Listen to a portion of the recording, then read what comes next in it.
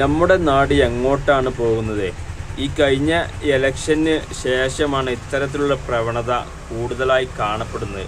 അതായത് ആർക്കും എന്തും സമൂഹ മാധ്യമങ്ങളിലൂടെ പടച്ചു വിടാമെന്നുള്ളൊരു സ്ഥിതിയിലേക്ക് കാര്യങ്ങൾ എത്തിയിരിക്കുന്നു.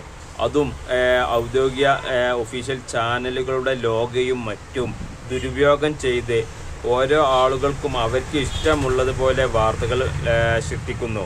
അതിനിപ്പോൾ ഏറ്റവും വലിയ ഉദാഹരണമാണ് കഴിഞ്ഞ കോഴിക്കോട് KSRTCയിൽ സംഭവിച്ച ആ ഒരു സംഭവവുമായി ബന്ധപ്പെട്ട് ആ സ്ത്രീ ഒരു UDF MLA പെങ്ങളുടെ മകളാണ് എന്ന രീതിയിൽ കുറേ പ്രചരണം നടത്തി.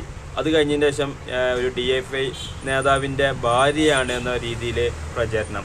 അതൊക്കെ ഒഫീഷ്യൽ ചാനലുകളുടെ ലോഗോയും മറ്റും ദുരുപയോഗപ്പെടുത്തി എഡിറ്റ് ചെയ്ത് ഉണ്ടാക്കുന്നത്. ഇതുപോലെ ആളുകളൊക്കെ ഉണ്ടാക്കാൻ ഇറങ്ങിയാൽ നമ്മുടെ സമൂഹം എങ്ങോട്ടാണ് പോകുന്നത്? ഇത്തരം കാര്യങ്ങളൊക്കെ ചെയ്യുന്നവർക്കെതിരെ നല്ല ശക്തമായ നടപടി ഉണ്ടായാലേ ഇതിനൊരു മാറ്റമുണ്ടാകുകയുള്ളൂ. സമൂഹ മാധ്യമമാണെന്ന് കരുതി തോന്നിയതുപോലെ ആർക്കും എന്തും പടച്ചു വിടാമെന്നുള്ള സിസ്റ്റം വരികയാണെങ്കിൽ വലിയ അപകടമായിരിക്കും. ഇതിനൊരു മാറ്റം ഉണ്ടാവുക തന്നെ വേണം.